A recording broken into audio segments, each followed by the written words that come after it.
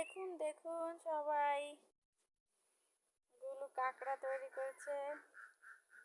আগে আমরাও ছোটবেলায় খেলতাম, এইভাবে কেটে কেটে জলে দিতাম। তার নাম ছিল ঝিলমিলে শাক।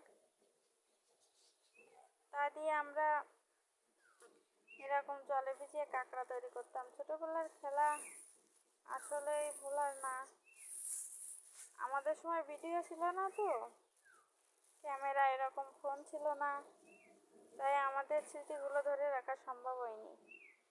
কিন্তু গুলোদের এই ছোট ছোট খেলনা, ছোটবেলার খেলাধুলো, এগুলো আমি ভিডিও করে রাখি, যাতে ওরা বড় হয়ে দেখে যে কীরকম গ্রাম্য পরিবেশে বড় হয়েছে, কীরকম আমাদের ঘর বাড়ি ছিল,